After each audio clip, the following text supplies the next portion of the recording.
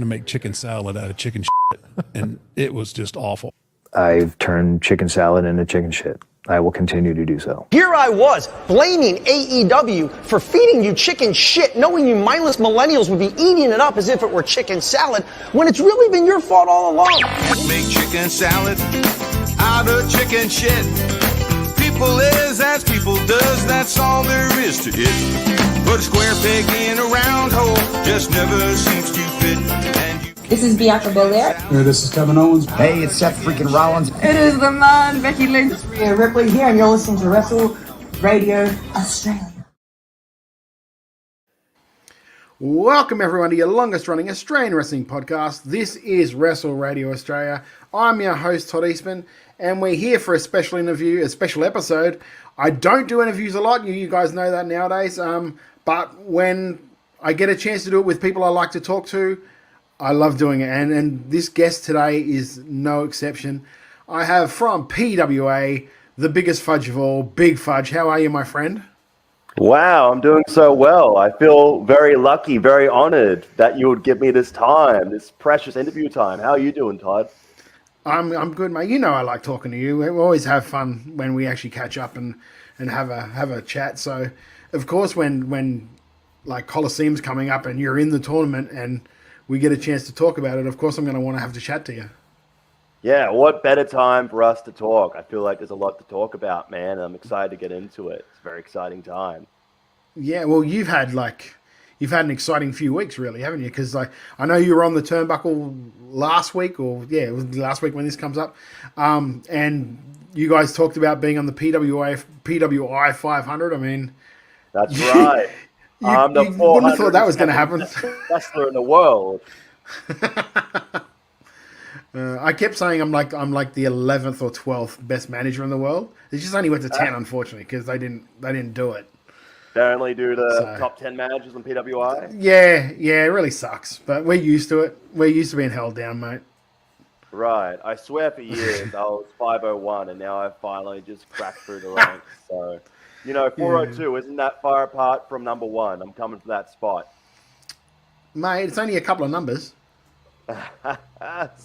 Small difference. Small difference. I'm climbing the ladder, Todd.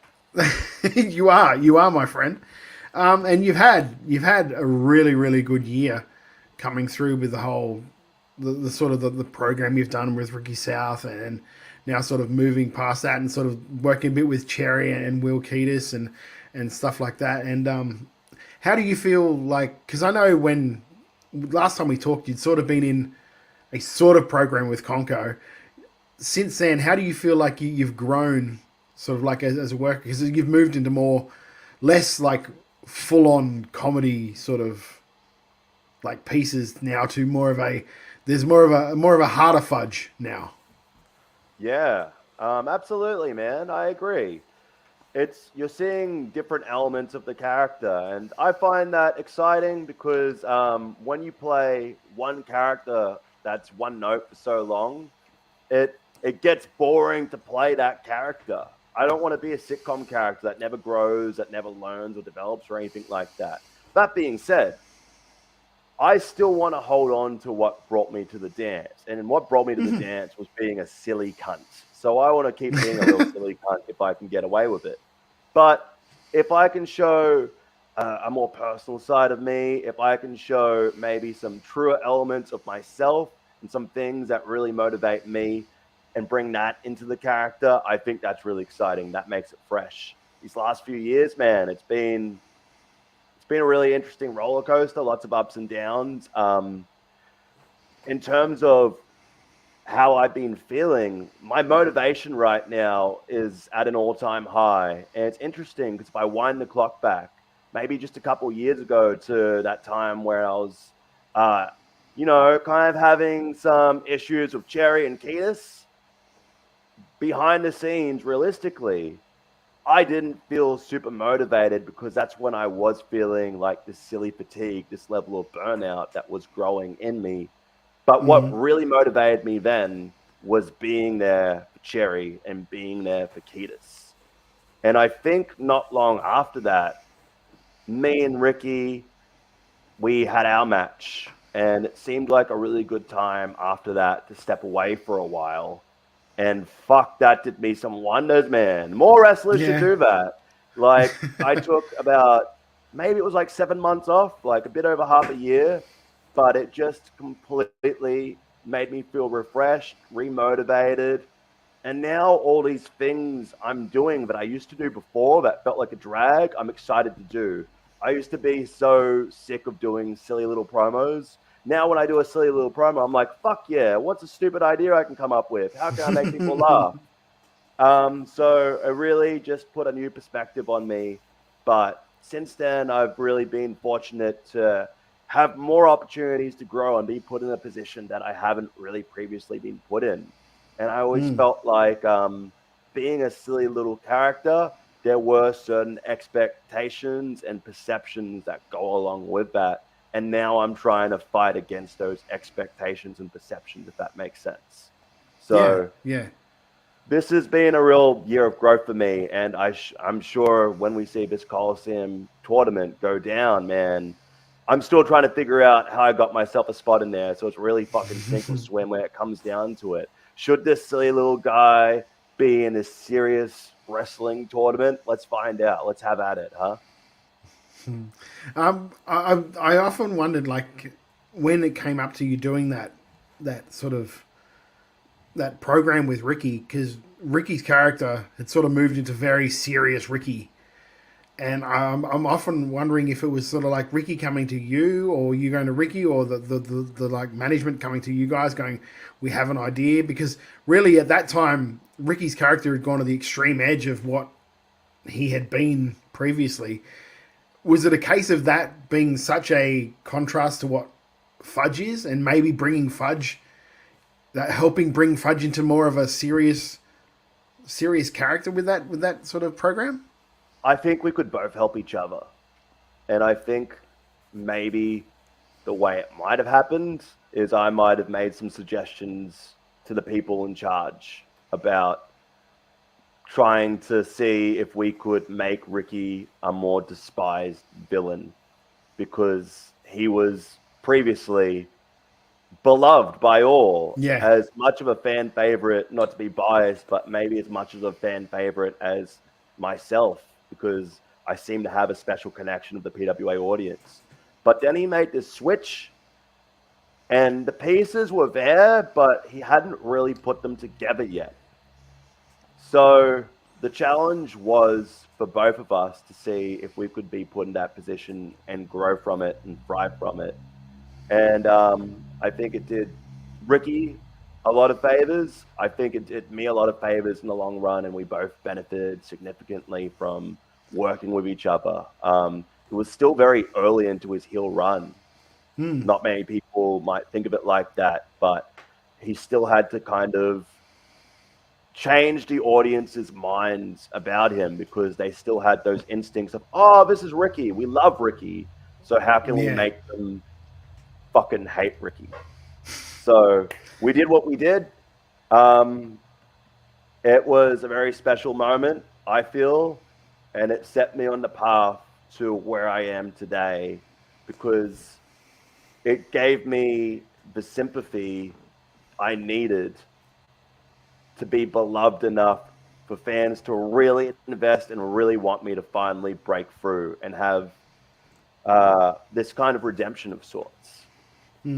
See, I'll admit, when you guys had the was it Mask versus title, or just Mask on the line? I can't remember off the top of my head. I never put the Mask on the line. You might be crossing some wires there. We had this first match, and the stipulation was, I had already won the number one contendership, but in order to prove to Ricky that I deserved to be the number one contender, essentially I was having another number one contendership match, or a challenger contenders match against Ricky, where if I beat him, then the championship match was on. That never happened. I didn't beat Ricky. Okay. I didn't get my championship match that I deserved, that I earned. And now it's interesting that I might be able to title. Sorry. Yeah, I no, I think I'm confused only for the fact that when he took your mask off, I think that's such a memory for me that I'm like, he had to have had that mask on the line just to do it.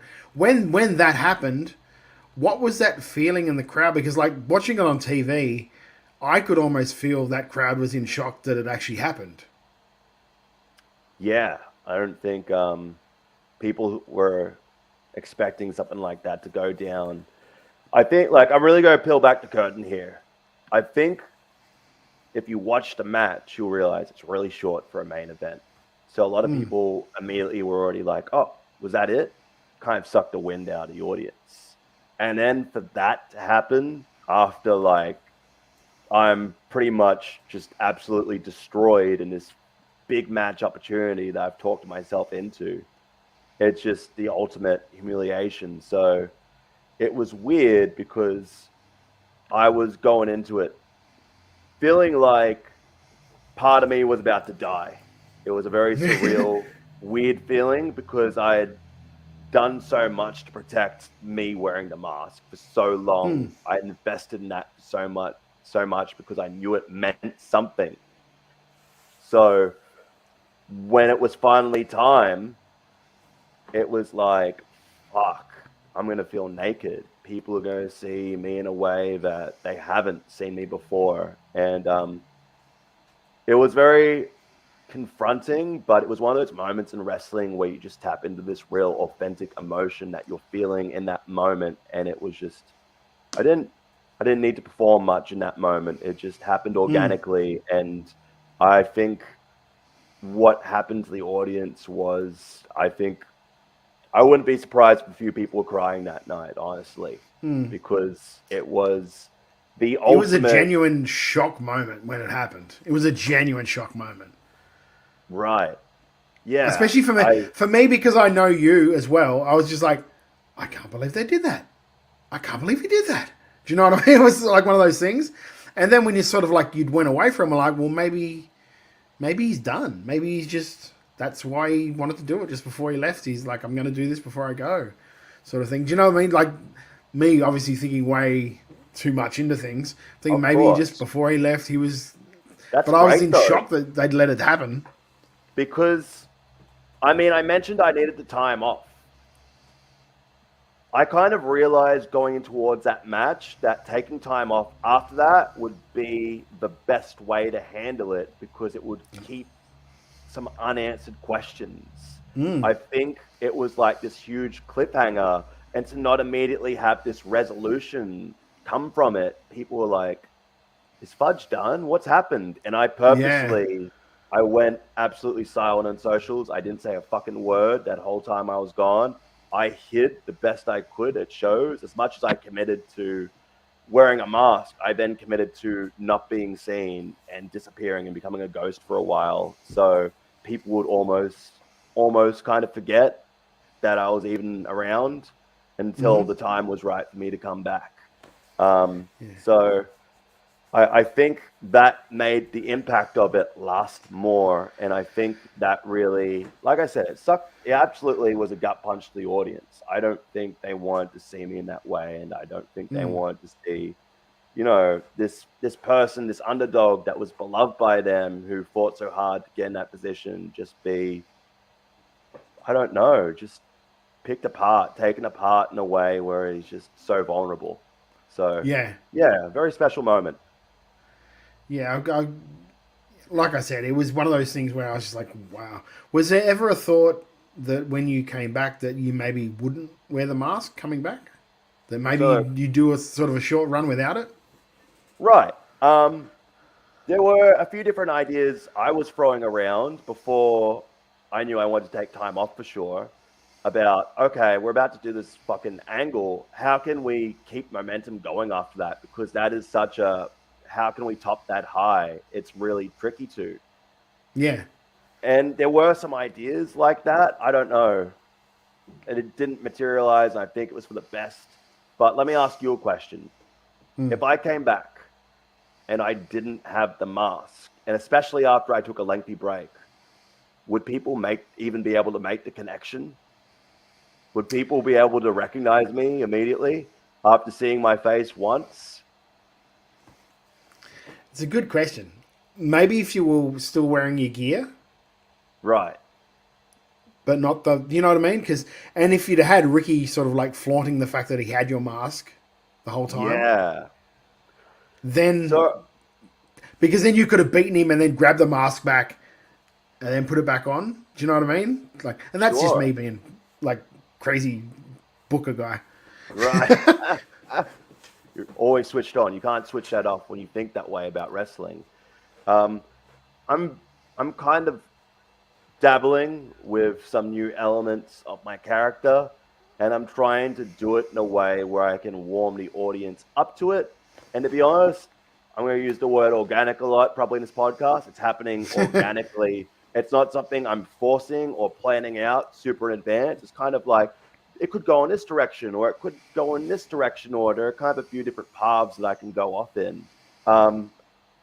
But I'm really grateful that I came back in the mask and I've continued to wear the mask, because I've kind of realized in this time since that first match with Ricky, the mask is so special to me, and it's so helpful in making me stand out and people click with me and identify me. And even if I go, for example, to the city where Colosseum is taking place, right in the middle of the city, I go right into that street, George Street, and I wear this mask, I think straight away people start turning their heads and looking at me because I am wearing this ridiculous mask immediately. Yeah. It makes me look like a character. I'm standing out. Whereas if I was just a fucking guy and I didn't have this mask on, even if I did have some silly colors underneath, I don't know if it would have the same effect or not. Like, I don't have the answers to these questions. I'm trying to figure it out as I go. So I think the mask has been such a valuable asset to me throughout my whole career. And I think I've really made amends with, like, this is what people recognize Big Fudge to be. And this is what made Big Fudge popular. This is what made people fall in love with Big Fudge. So the mask is one of those elements. So I'm trying to stay true to some of those things that brought me to the dance, but I'm also trying to figure out, how can I spread my legs here? What can I do that's different? So Yeah. I don't have all the answers. I'm just kind of fucking figuring it out as I go half the time, to be honest. Yeah, because there was that spot when you came back where I think halfway through a thing, the mask got ripped off, and then you fought your way for the back. You grabbed the mask, you put the back, but before you put the mask back on, you gave that look to the crowd. You sort of went, shh, and then put the mask back on. Massive. I absolutely love that. I thought that was so good. Thank you, man. Thank you so much. It was kind of like Sort of like you were letting the crowd in on the secret. Like, it's all our secret, That's right? it. I know. Yeah, I just love that shit. It's so good. Yeah, so it was a special moment I shared with the audience, and I think hopefully, like, you could make that connection just watching it and not being there. I think people understood how important it was and how they'd seen something that maybe they shouldn't have seen. But I don't know. I trust that audience the same way they trust me. It's got to go two ways. So I really think back to, I don't know. I'm not really big into superhero movies now because it's such an oversaturated market. But if you watch like the original Spider-Man 2 with Tobey Maguire, there's this special moment where he's on this train, right? And he's been fighting Dr. Octopus. And Dr. Octopus beats the shit out of him and rips his mask off. And Spider-Man's in the middle of the train with all these civilians. And they all kind of see him and they're like, he's just a kid. He's no older than my son or whatever. And they all kind of have this moment of this kind of realization where, like, we'll keep your secret. We won't tell anyone who you are. And, you know, I like to take little elements of things that have meant something to me when I'm growing up, or just influences outside of wrestling. I try to include them as much as I can. So that was just one of those little things where I remember seeing that moment as a kid and getting teary-eyed. If I watch that scene right now, I'd still probably get teary-eyed, to be honest. It's a special moment. So, yeah, basically, I'm not original. All my ideas are stolen. Welcome to wrestling. That's how I'm successful, yes. Oh, man. Like, if you watch wrestling for long enough, you realize nothing is original. Man, that's exactly it. It's so hard to do new things when there are only, like, so many stories and so many matches you can do in wrestling. But that's also, like, you want to talk about why the mask is special to me. It makes me feel like I'm being original right now because not a lot of people are wearing masks. And something that's really important to me is doing things that are original, that haven't been done, that are different. It's so important for me to be different. That is such a fucking huge motivating factor of my wrestling, my character, my performances. So I appreciate as well when I see other performers as well that are clearly looking at the big picture and saying, hey, we don't have something like this. I'm going to do this. That's what I did early on when I first started. Now it's a little bit different in terms of like when I started, I didn't feel like there were lots of where I was big, silly characters like I was. And now I feel like much more commonplace, which I welcome. But I'm always trying to figure out how can I be different? How can I do things differently? And that is something that I think has helped me connect to the audience and stand out. When you see so many amazing wrestlers and amazing wrestlers are being taken for granted, it's like you have to go that extra mile, right? Yeah, yeah. But then, I mean, like, anyone that's coming up in Aussie wrestling, if they're coming out with these big, like, characters nowadays, you could really draw the fact that you were one of the guys that sort of like made that acceptable for them to be able to try that.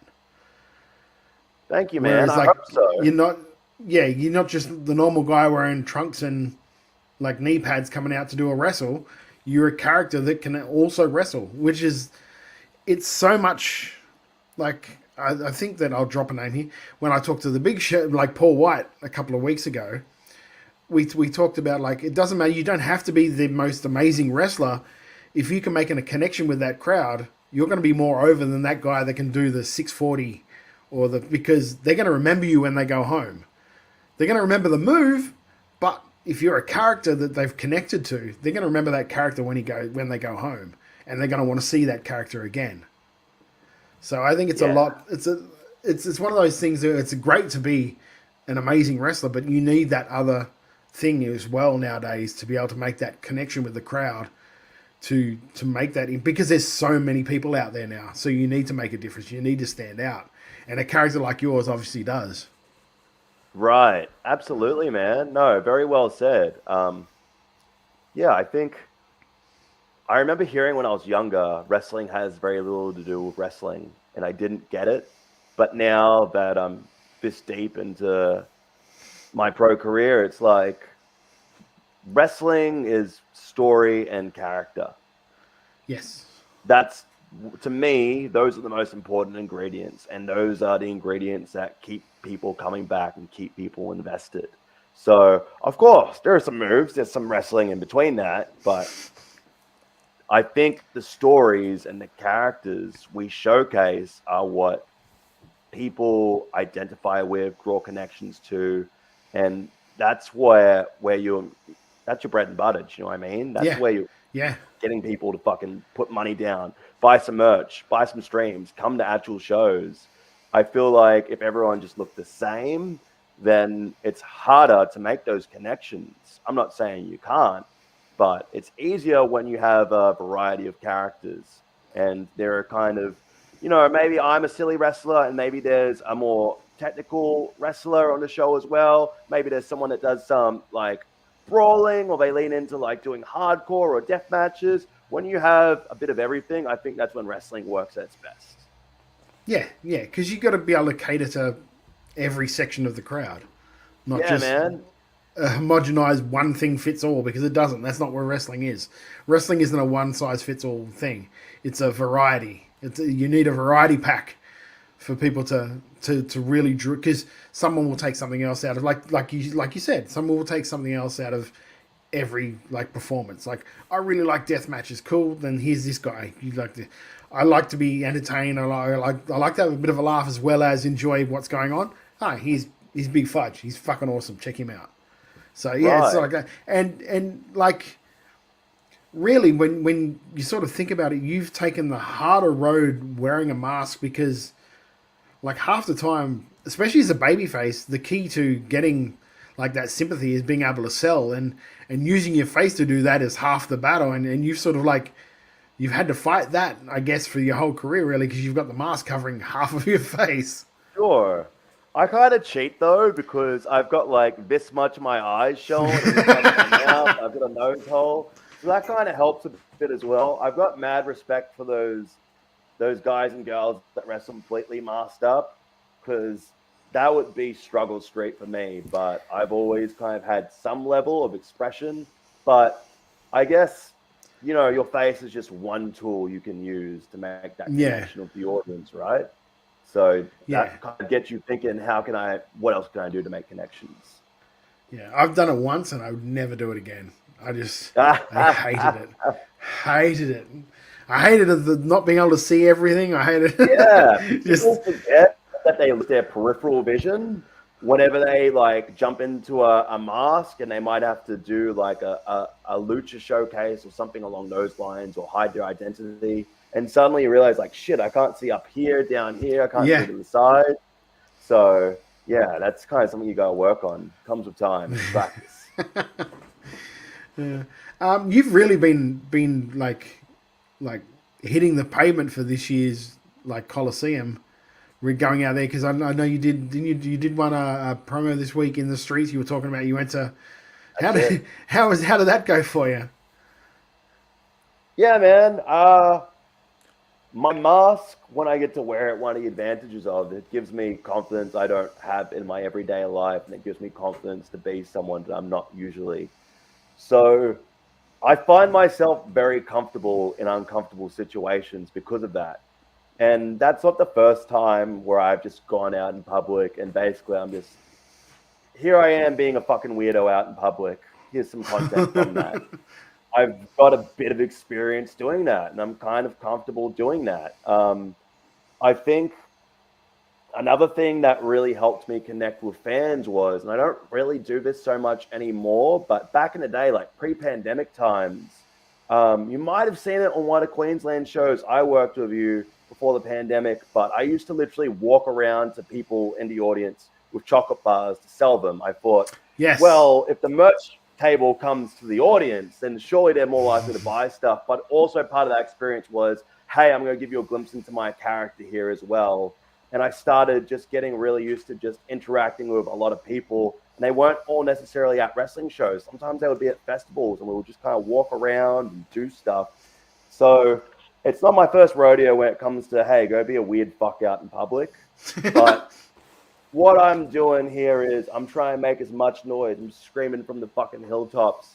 I want people to know that Colosseum is happening. And more importantly, I want people to know that I'm a part of Colosseum. It's something I never really saw myself doing, to be completely honest with you, Todd. So I'm going to take this opportunity and make the absolute most of it. I would feel like a fool if I didn't take every opportunity I could to promote this thing and to make some noise about it.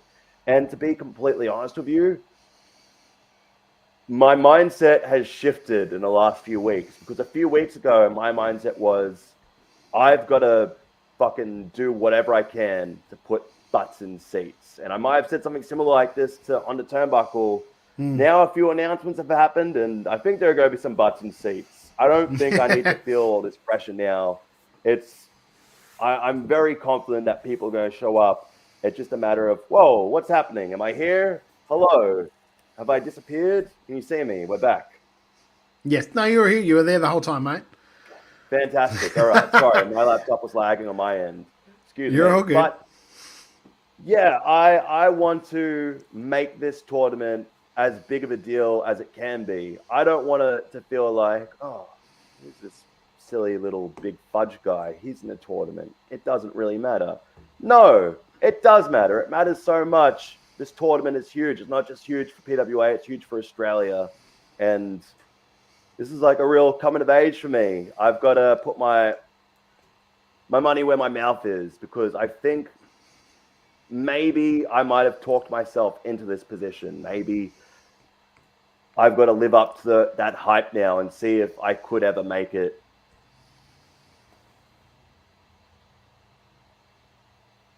Oh, now you're frozen. No one will ever know now.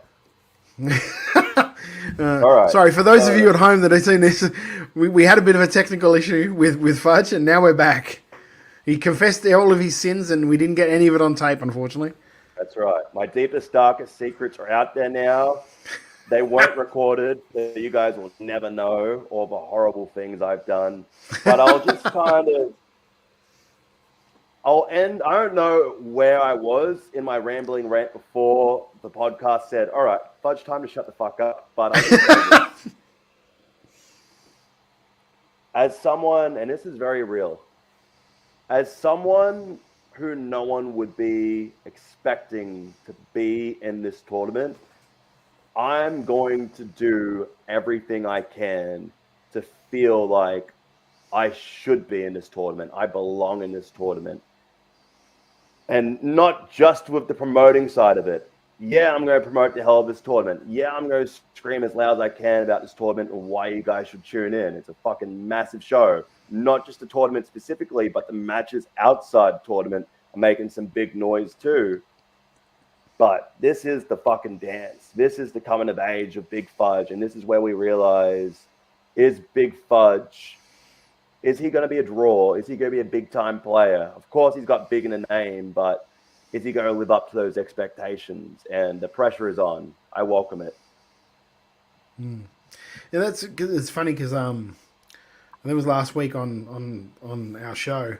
We started talking about like Colosseum, and I was like, 6 to 8 weeks ago, there wasn't really much hype about it at all. Whereas like PWA had a relatively quiet year in the way of like thing, and then like I was like, oh yeah, Colosseum's on coming up, and I was like, I haven't really heard much on it. And then over the last like 6 weeks, just to see the build of stuff that are happening in it, it's like, once again, it's one of those things where you don't want to miss these two shows. And that's not even talking about like Waller coming back and having James Graham like on the show. Course, and man. That's not even talking about that. It's like having what I think I like about the tournament this year is that there are no people that I could like legitimately go, all right, they're going through to the final. Like I said, like you could say Jess has a real chance because she's the PWA champion and she's got the runs on the board. But when you look at the whole thing with like Charlie and Robbie Thorpe and Lena Cross and Kai Drake and you and Ricky Atami and Tommy Knight, all of them, you can legitimately see them going further in the tournament than them. There's no one I look at and go, oh, that's a first round knockout. You know what I mean? It's just, and I like the fact that it's not predictable. Because there's a lot today in wrestling where you're like, this is going to happen. And then, like, we all know Bryan Danielson's winning this tournament. You know what I mean? It's like, there's certain things you know is going to happen. Yeah, that's exactly right. And I was putting over this week, I love the fact that Kai Drake is put in this tournament. Because I've been a big fan of Kai's for a long time. Not just in the tag team, because I think his tag team is amazing, but just him as a worker. I've seen him grow over the last like 5-6 years, and the growth has been great. And I really hope he gets a chance to shine, as well as guys like you that haven't really had that chance to show that because it's a wrestling tournament. Do you know what I mean? So to be able to show that they've got that wrestling skill is going to be really interesting to see for that tournament. Yeah, dude, what a lineup, stacked. Everyone in this tournament deserves a spot, and I'm intimidated by the lineup. I'm not kidding you. And Kai Drake is someone who I've known is amazing for a long time, and we've continuously seen him grow better and better, and now he really gets his chance to bite into this and show us what he's made of. And I really think he's ready. And he's another person. I kind of feel similar to him in the way where, of course, he is more traditionally a wrestler, but I don't think anyone was expecting to see him in a tournament this year. That being said, works hard, absolutely well deserved. This lineup, if I can just talk about the lineup for a second, really quick. Yeah, what a fucking killer lineup. Robbie Thorpe, pretty new face to the business, but he's making big waves in Melbourne, and already he's elevated himself into a huge position. Lena Cross has been grinding around the world for years now, and her having her in the tournament, it just makes sense. She is such a legitimate athlete, and she's going to be a huge time player one day. I think we're lucky to have people like Lena Cross in this tournament, while we can have people like her in this tournament. Then we got guys like, I used to know him as Rufio, Ricky Atomi, another unsung hero of Australian wrestling. Been around for a long while, but never really gotten the credit he deserves. I'm sure you recognize that, being from Brisbane. Now he's really getting a position to showcase himself in this tournament, which recognizes the best of the best in Australia. We've got Tommy Knight from Adelaide. He's already been in the tournament previously, but continued to show why he's one of the top wrestlers in Australia since then. Fuck, has he had some stamps of approval on him. Jag, Bronson Reed. You look at the laundry list of people he's worked Shelton with. Benjamin the other day. Shelton the other Benjamin week. very recently, yeah. So, man, and I've got to, of course, shout out Jessica Troy and Charlie Evans, who are two of the best wrestlers, not just in Australia, but in the world. And man, I have seen so much growth out of those two, because we actually started right around similar times. I think they got into shows a little bit quicker than me, but back in the early days, we would train a lot together, and, you know, we were the new kids on the block. And back then it was very different. You know, we had a lot of, I guess, worries and insecurities. And now I've seen it in all three of us, this growth of confidence. But it's scary. It's scary watching those girls at training now and seeing the things they could do if they wanted to. And I'm really worried that these girls are going to fucking kill each other, because every time I watch them fight, they get this sick smile and they start slapping each other around, and I start feeling really concerned. But these girls have such a special connection that I think we're going to see maybe their most interesting encounter yet. And it's certainly the encounter with the highest stakes they've had, I believe, in this tournament in the main event of night one. So, fuck, man, if you can't find someone in this tournament to get behind, I don't know what to tell you. Maybe it's a little bit of personal bias on my end, but I think it's a fucking hell of a lineup this year. Yeah, no, I like it because it's different from, like, they didn't just go, oh, we'll get a couple of internationals in just to really bolster it. They didn't, because you don't have to do that nowadays with Australian wrestling. There's so many good wrestlers around the country. You don't need that. I really don't think a promotion or a show needs to have an international on it to be an international standard show, because our industry is good enough that we don't need that now. And just seeing the lineup proves that. Like Tommy Knight, like just the people that are coming in from interstate, like Tommy Knight, Ricky, Robbie Thorpe. Even though Robbie's been around for not very long, I've been calling him like he's like Elliot Sexton. That's who he reminds me of now. He's very much looks like Elliot. He has a lot of the same mannerisms.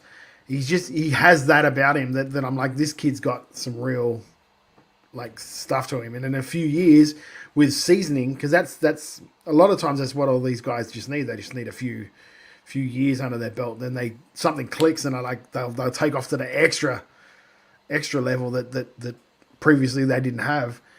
And stuff like this will be amazing for his development as well. Just being able to go to a different state, work a different crowd, see, like, experience doing a 2-night tournament, seeing what that's like. all of that stuff will be great for his development personally. Not only like will add to the show as a whole because of how good he is already. So like just having a look at it, and then having like Grayson Waller come back to work Jimmy Townsend, and like Grayson's a dude that there's been a lot of people that have signed and then you never hear from them talking about Australian wrestling again. Not great. It just happens to be that way. That dude has never been like that. Even when the old regime was in charge in WWE, it felt like he didn't care. He was still going to talk about PWA because that's where he's from. And for someone who's I'm very loyal I'm very, still to this day, to Riot City. Like that's my home. That's where I'm from. That's where I started. So I'm always going to be very like parochial for those guys. And to see Grayson doing that on a massive stage, that to me, I'm like, I don't care how much of an asshole he acts like on shows. I don't care any of that shit. That's a real one when you look at him. And now the way that they are being allowed to work other shows on special exemptions like this is just amazing. It just helps the local product, which overall helps the industry as a whole, which is amazing. Yeah, man. What a fucking weird reality we're living in right now, where these things can happen, which seemed like fever dreams before. And yeah, huge credit to Grayson, because he's never stopped trying to put PWA over. He's never stopped trying to spotlight the place he came from, and he could have just wiped his hands from it and moved on, like many people do, as you mentioned. But man, well, I don't think that they necessarily did it because they wanted to. I think they did it because they had to. The focus changes. That's what happens. Yeah, like, obviously, life goes on. You're in new circles, new circumstances, and then you have new motivations going forward. So I'm not saying that as a knock to anyone, but Grayson is still so invested and so closely connected to PWA. That's why this match with Jimmy Townsend is happening. He wouldn't be doing this if PWA didn't mean so much to him. I know for a fact he's watching every show. He's keeping tabs on all of us. And well, I know, because I know he listens to. I know he listens to us. I know he listens to us because I think we were talking. I think we were talking about a WrestleMania, and I think I said something about what's his name? The YouTube dude. What's his name? Logan Paul. Logan Paul. Yeah, something about his one of the spots he did. I was like, that was really dangerous. Probably shouldn't have done it. I shouldn't have tried it. And then he DM'd me going, to be fair, man, they tried that like 3 times during the day, and they worked it out, and everything went well every time during that day. I'm just like, oh, okay. Shit, he listened. He listened. Oh shit. So that tells you like how much he like still stays in touch with the Aussie product, because he's listening to podcasts, not only doing that, but he's also getting up at God knows when to watch the shows. Yeah. It's like he didn't have to send you that DM. He didn't have to give you that insight. Just like I'm sure there are lots of people he doesn't need to reach out to. I think he keeps his eyes on Australia closely, not just PWA. Of course, he's invested in PWA, but I think he's really open to just seeing what's going on in Australia. And I was just going to mention, the last time we saw Grayson in PWA, it kind of felt like it might have been out of like rushed circumstances almost, because he was moving to America, he had this contract, and it was at a Rumble show we had at the Factory Theatre. So it was kind of nice that he got to go in there and he got to mix it up with a lot of people on our roster, including Jimmy Townsend. But the circumstances just felt like, what if he did get one more match? What if he did get this proper send-off?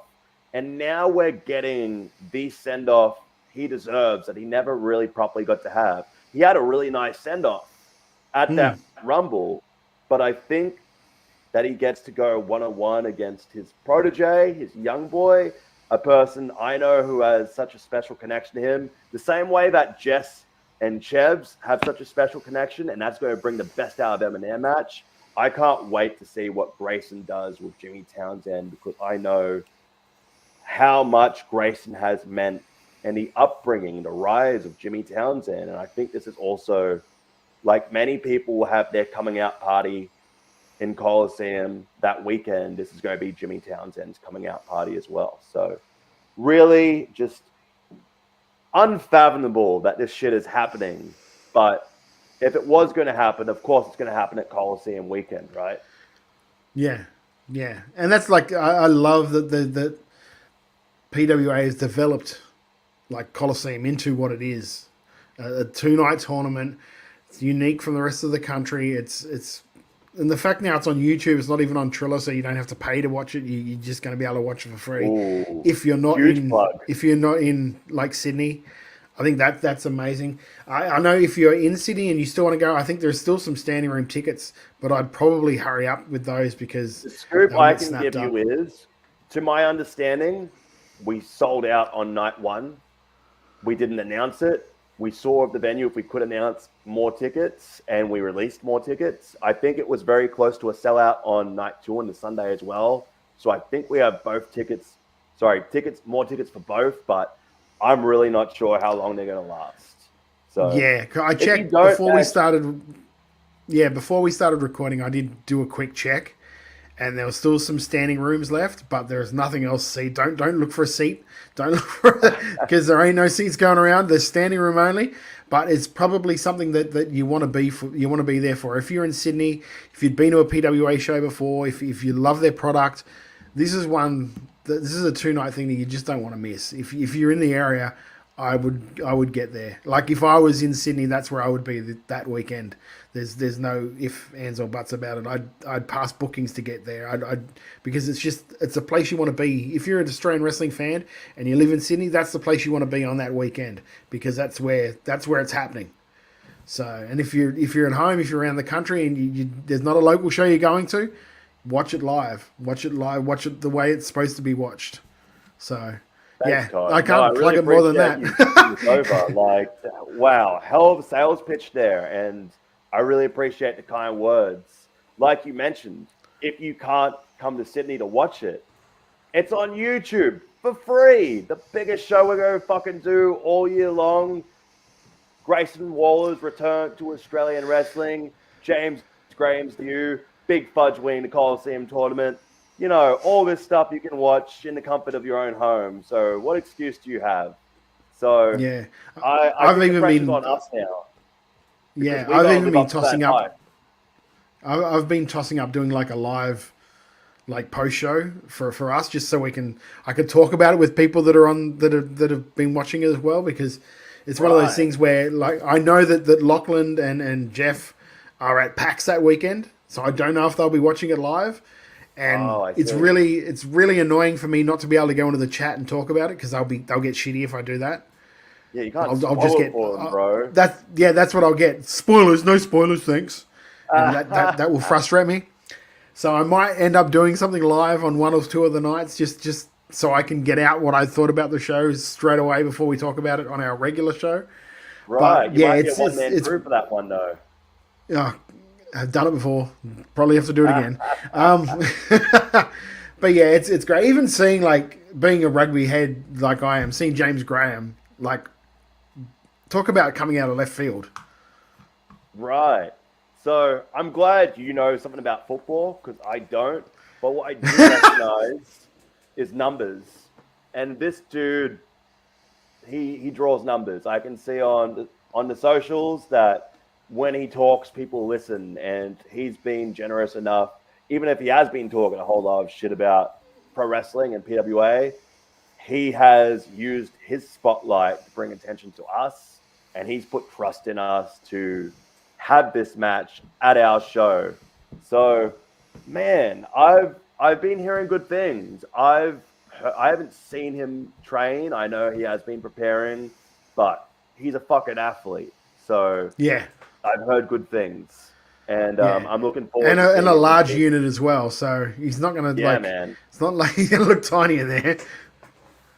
Well, I mean, he's in there with 3 big dudes. He's in there against Backman and Ricky, and he's tagging with Bonza. But I don't think he's going to look out of place by any means. So, no. And just quietly too, how much of a spotlight is this for Backman? That this is a dude that I'm a massive fan for him, and not only just because he's a Parramatta fan like I am and suffers the way I do, but I've been a massive fan for him for a fair while now. I was a very big fan of Back Pain, very big fan of them as a tag team, and to see him get a chance like this and a spotlight like this as one of the guys in a match with someone that, let's face it, clips from this match will get seen everywhere because of who James is. So to get that opportunity, that's amazing for him as well. So that's the one thing I like about this. I look at the show and I see all these people that are going to get opportunities that normally they probably wouldn't have got a chance to get, like yourself. Like normally you wouldn't put a character like yours into a tournament like that, but it works. The way it's been handled, it works. Like Backman gets a shot at doing this thing with James Graham. That's amazing, and it works because he's been with Ricky for a while now as the regime. You've got like Jimmy Townsend gets to get seen by a hell of a lot more people, because I dare say there's going to be clips of Waller working in PWA. Who knows? It might even be, they might even get shown on like SmackDown or Raw. We don't know. You just don't know nowadays. That will get seen by heaps of people as well. So it's such a good opportunity for the best, some of the best in Australian wrestling to get seen as well. And I love that. As speaking as someone who's been doing this for, I said, like nearly 12 years, like off air when we were talking about it. Way too long. Way too long. To see that so many of these like good workers are going to get an opportunity to get seen by a lot more people. That's what the aim of this thing has been since day one. So I love the fact that it's happening. I love the fact that it's happening now.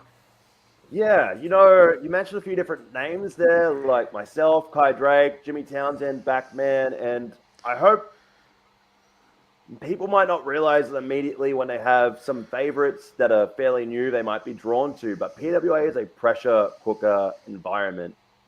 And basically, when you get put in positions like we're all being put in, you couldn't possibly feel more ready, because PWA doesn't just do handouts. It's not going to just give you a big match for the sake of giving you a big match. It's going to make it feel earned. And all those guys, and Batman, I've seen him grinding for a long time, and he's capable of great things. I think we've only seen a small percentage of what he's capable of. So I'm really excited for him to get the spotlight as well. While I'm drawing that connection, actually, I can't help but think, and I don't know if you're going to talk about this or not, maybe you weren't, but seeing how we're talking everything Colosseum, I'm going to bring this up. One of the things I was seeing this year was a lot of hype about Ben Braxton. And we just announced the 8th competitor in the Colosseum tournament was Tommy Knight.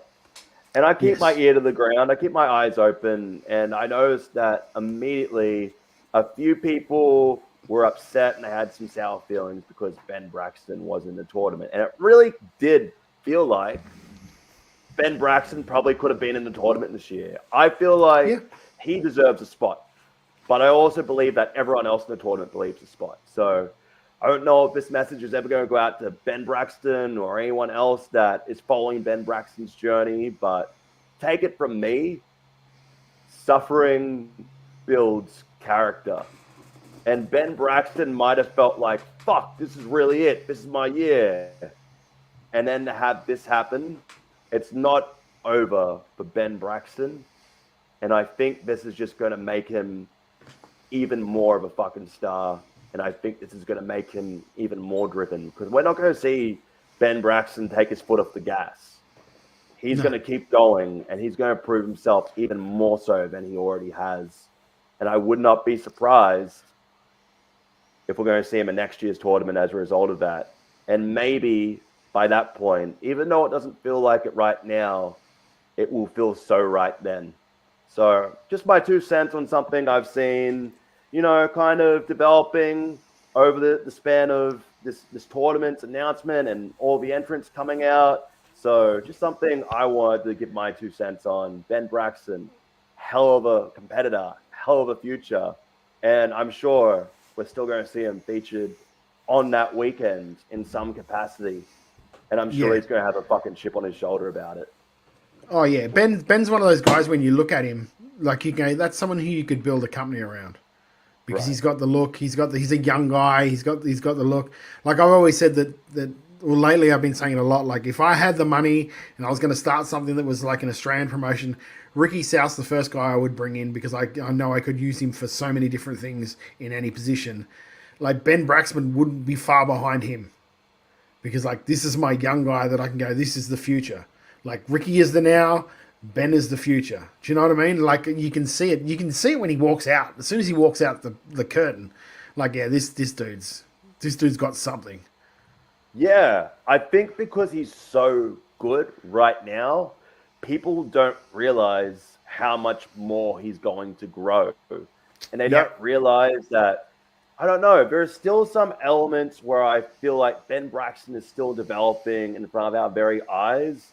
And this Colosseum motivator for him is going to force him to grow and develop even more as a result, I would like to think. Because we've seen Ben Braxton have a lot of great matches. We haven't seen a lot of defining moments in PWA for Ben Braxton yet.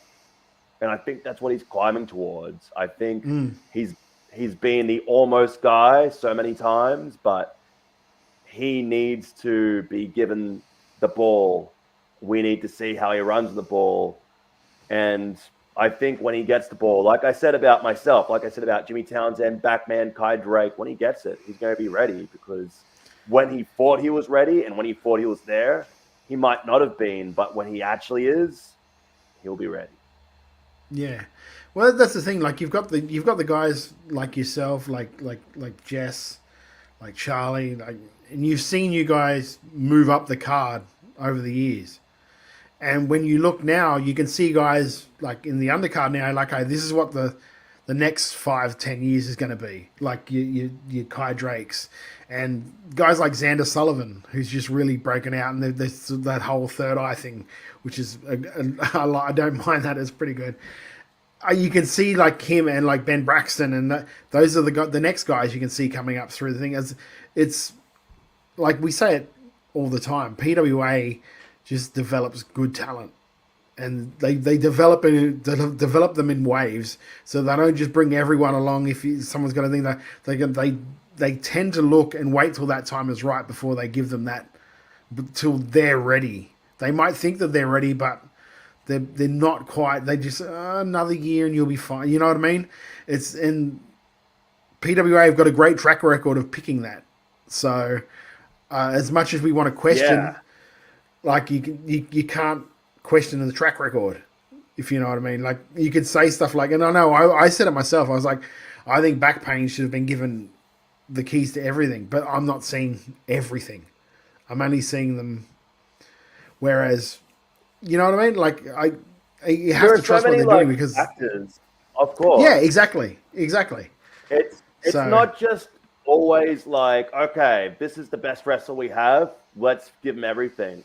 There are always like moving parts that are always in motion as well, which is just the nature of the fucking beast of doing this business.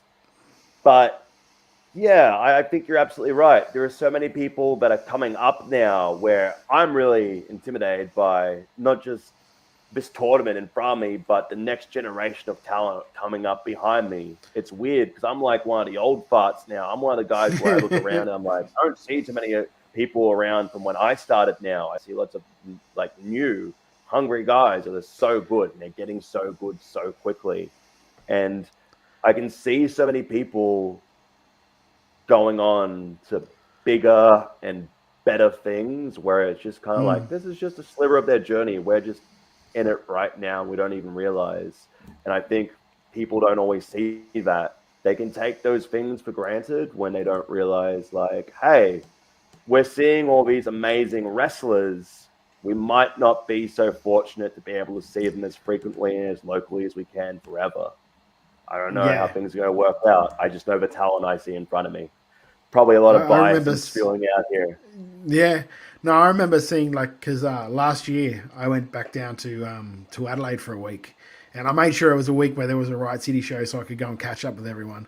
And I remember sitting backstage with Matt Basso, and I'm looking around going, like, all of these guys that are like, I think they were rookies when I left. What the hell? And you know what I mean? You go for, like, I was gone for, I think it was 5 years, and then came back 5 or 6 years, and then came back the first time. No, I was gone for like a year and came back the first time. And there weren't a lot of the guys that were still there when I was there.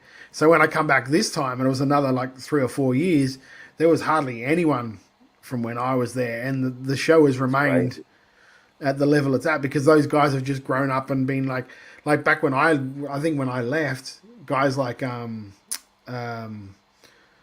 Brady and that, they were just rookies when I left. Wow. And now they're sort of like on the top of the card, sort of like when you sit back and think about it, it absolutely trips you out. But it's a credit to like guys, the trainers at PWA, trainers at Riot City, the trainers that Wrestle Rampage, trainers at everywhere, that they keep that cycle going and not only the cycle going, but the cycle going of good talent that are coming through.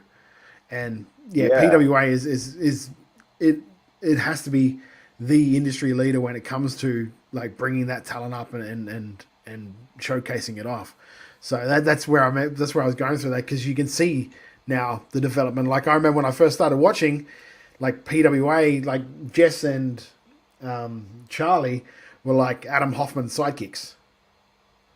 Oh, And yeah, like, it's crazy. Jess was like Moretti's sidekick. Like, you know what I mean? And like you see the growth now, and you're like, you wouldn't have even think about them like that now. Like, because like you said, Jess and Charlie, two of the best wrestlers in the country. I've said for the longest time that at least for the last like 3 or 4 years, that Jess Troy is one of the top 5 wrestlers in the country. Period. Like man, woman, like goat. I don't care. She is one of the best wrestlers in this country, because she can work with everyone, work any style, and always put in a good match. And then, like that to me is my barometer of being a good worker. So to me, she is one of the best workers in the country. Yeah, I very much agree with your sentiments, man. Whenever I watch a Jessica Troy match, I know it's something special, and I could only wave the PWA flag so much because I'm part of the fucking crew. Of course, I'm in the praises of these guys too, but I feel like there's at least people that get their eyes on Jess and see her, whether it's in Sydney or outside of Sydney or wherever she is, will immediately come to the same, recognizing what we have, which is she could have the fucking world if she wanted to. But I feel like Jess's motivations kind of just, at the moment, I can't speak for her personally, but she's here. She's fucking, she's leading the charge at PWA. So we're lucky to have her, and we're lucky to have Charlie Evans. We're lucky to have so many of the wrestlers that we have right now. And it's, PWA has a consistent track record of putting out, world-class wrestlers. And it's a machine, man. People are coming and going all the time. We've got the next generation coming up. Like you said, it's interesting. My mind is always at the future. My mind is always at, where are these guys going to go? Because they have so much fucking potential. And I see so many people that could end up with contracts, end up wrestling all over the world if they wanted to, if that's what their aspirations are. And my aspirations, if I'm to speak for me personally, I'm thinking a lot about how I can contribute to PWA these days. That is one of my strongest motivators. And I'm starting to think a lot about legacy. How can I help out the new guys coming up? Because it's not always going to be about Big Fudge. Fuck, I'm sucking it up now while I can and enjoying this ride. But I don't know if I'm going to be able to compete with all these guys coming up from under me, man. I think they're going to take spots forcefully, and it's a real testament to how good they are. But I feel this level of intimidation of, fuck, can I keep up with these guys? And it kicks me up the bum, because to help train for Colosseum, I'm very motivated to be around the newer talent.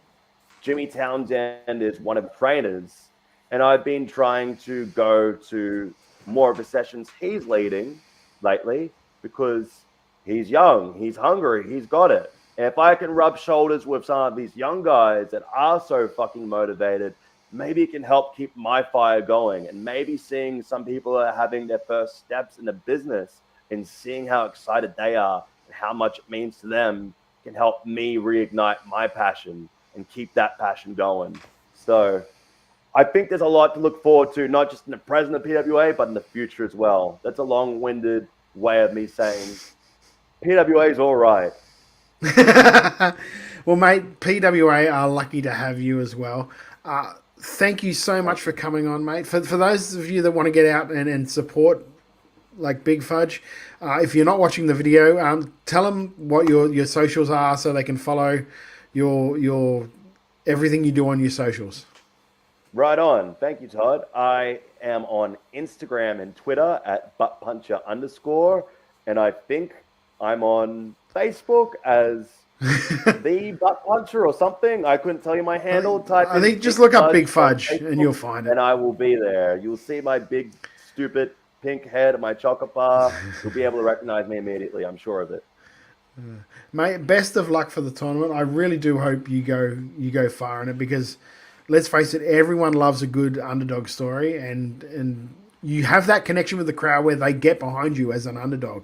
And that, I love that when it's one of those things that it's a naturally organic thing where they get behind you and they want to see you do well, because it's hard. Nowadays, especially, it's hard for people. It's hard for wrestlers to get people to genuinely like you, because a lot of times nowadays they want to cheer the heel. It's really freaking annoying. But to be a really good babyface, you can like engender that like support, and you do that, mate. So congratulations and good luck for the tournament. I hope you do go far. Again, it's if you're in Sydney, it's at the Metro Theatre. Standing room only tickets still available. It's on October 12th and the 13th. Go to Ticketek to get your tickets. Fudge, thank you so much for coming on, mate. We are at Wrestle Radio Australia on all the socials. You're very well. Like I said, I love talking to you. We're at Wrestle Radio Australia on all the socials. Every Thursday night we stream on Twitch, YouTube, and Facebook for the weekly show where we review Aussie shows as well as talk about AEW, WWE, all that good stuff. If you're on our YouTube, go and check out our interview with Tony Storm. We're on about 13,000 views for that. I wanted to get to 20. I want to get to 20 views. So it's like a goal now. I want us to see if we can get to 20. So if you can go and check that out, please do. You're going to get those views. Yeah, for sure. So until we see you guys again, once again, Big Fudge, thank you so much for joining us, mate. Thanks for having me on. Thanks for listening, guys. And thanks for always supporting Australian wrestling. If you don't support PWA, go support your local shows no matter where you are in Australia. Lots of great, talented people no matter where you are in the country. Thank you so much, Todd. Thanks, man. Trying to make chicken salad out of chicken shit, and it was just awful. I've turned chicken salad into chicken shit. I will continue to do so. Here I was, blaming AEW for feeding you chicken shit, knowing you mindless millennials would be eating it up as if it were chicken salad, when it's really been your